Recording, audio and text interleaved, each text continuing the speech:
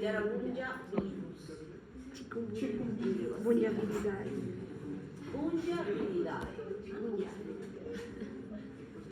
Me risa mis trencitas, oye. Mi mamá se estaba burlando de mí en la mañana. ¿Quién es? Mi papá.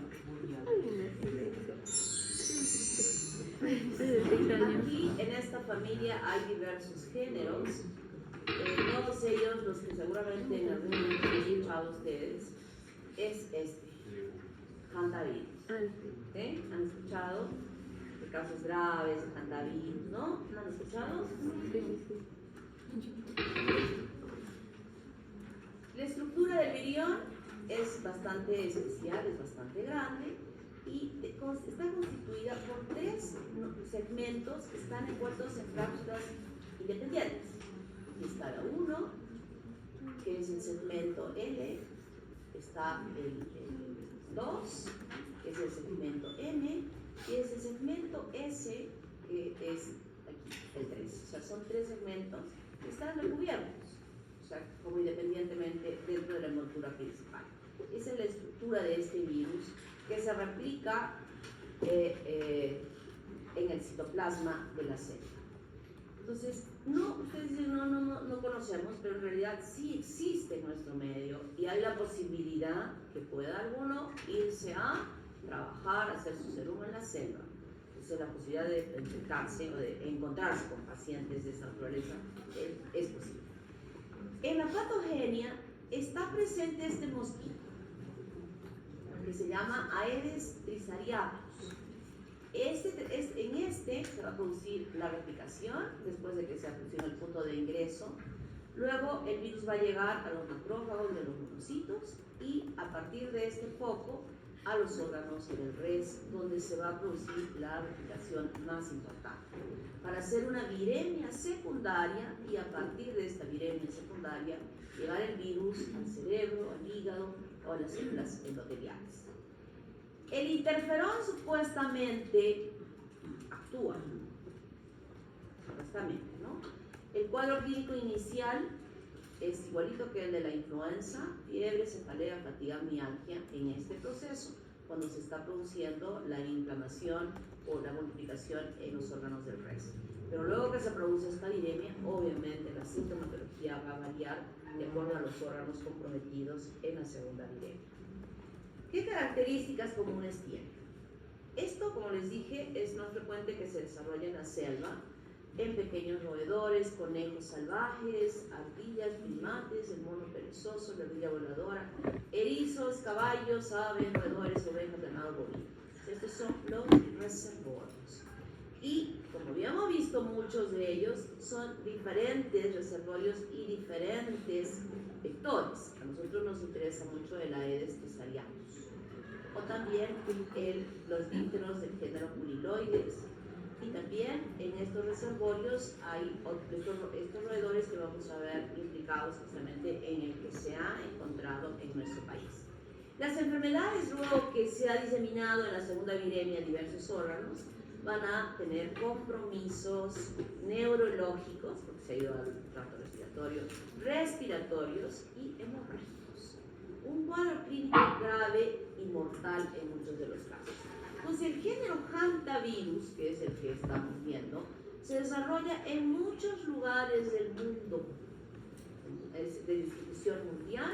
Los reservorios son diferentes y las enfermedades son el síndrome pulmonar por hantavirus o la fiebre hemorrágica con síndrome renal.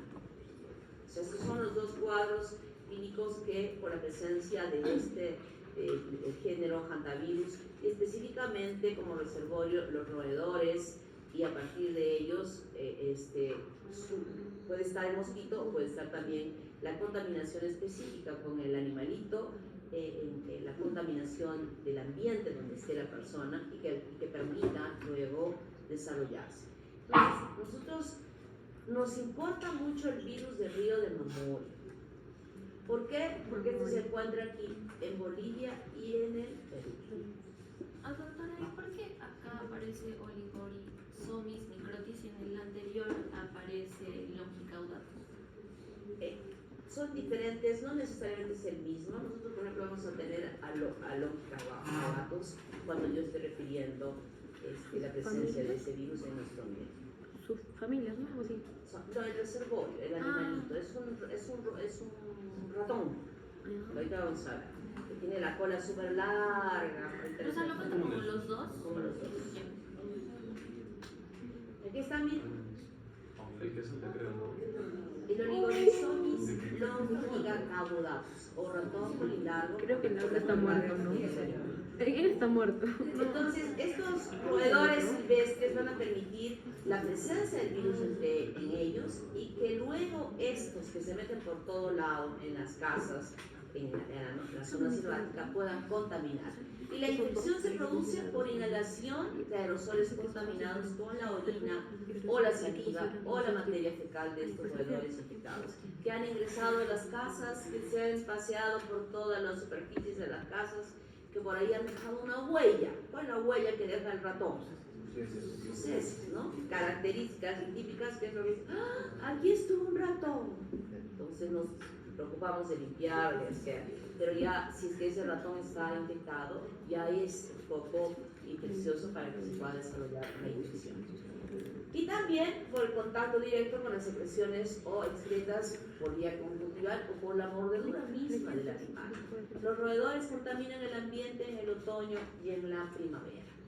Y el cuadro clínico del síndrome pulmonar se desarrolla generalmente por la inhalación del virus y desde un tiempo de incubación muy largo, puede ser corto. ¿Ese tiempo de incubación de qué depende?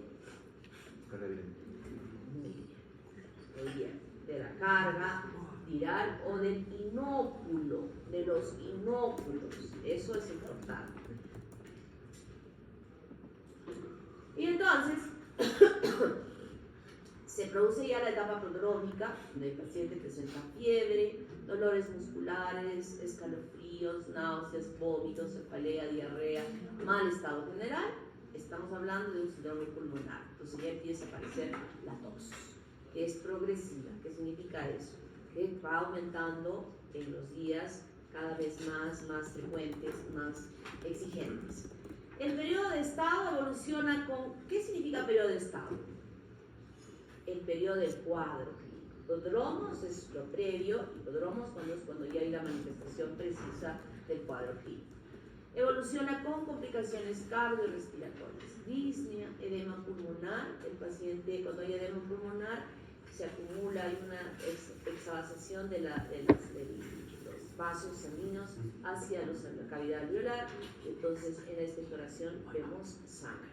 Es una característica que clínicamente nosotros podemos tener en un paciente. No solo hay que pensar en tuberculosis, no solo hay que pensar en cáncer, sino estamos teniendo un cuadro febril tan aparatoso que no vamos a pensar en eso, ¿no?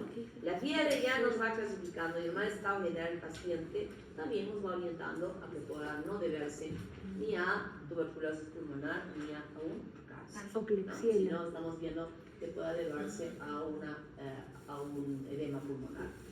Insuficiencia respiratoria y muerte. En esta se va a presentar fuga vascular pulmonar rápidamente, porque se está produciendo traducida en ese edema pulmonar, ¿verdad? Y con esta expectoración sanguinolenta.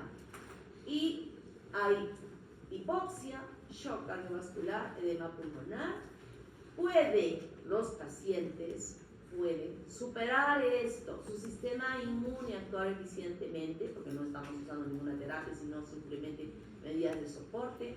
Viene la etapa de convalescencia y una mejoría notable, progresivamente, ¿no? Ya lo hemos, creo que está bien clarito lo que he dicho en algún momento. Es el sistema inmune quien resuelve en la mayoría de los casos las infecciones virales. Eso ya lo tienen que entender. Y la fiebre hemorrágica con síndrome renal, luego de una incubación de 2 a 4 semanas, que se parece mucho a la etapa hasta es 8:45, ¿no? Hoy día llegan los evaluadores mexicanos. De la aplicación.